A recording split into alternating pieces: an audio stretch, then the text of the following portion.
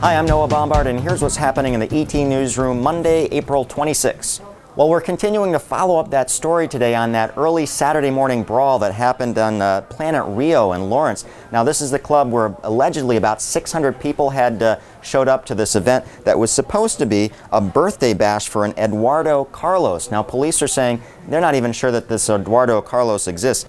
The event was hosted by Playboy Playmate Jessica Versace, and allegedly a lot of people were actually just bussed into this event. According to the officer's report, the fight started on the floor of the club. Actually, the officer stepped outside to call in reinforcements. When he came back in, it had escalated, and they said at one point there were probably about 100 people involved in this fight that spilled out in the street. Now, remarkably, no one was transported to the hospital. There's a number of people injured and treated on the scene.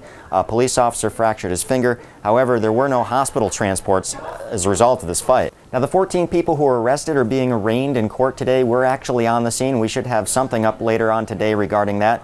This isn't the first time Planet Rio has run into trouble with the law. Back in March, police actually busted up an underage birthday party there. Now, they found out about it by monitoring some of the marketing online that was advertising this event. They showed up. They found a number of underage patrons there after 11 p.m. And they actually found the bartender selling full bottles of alcohol to patrons.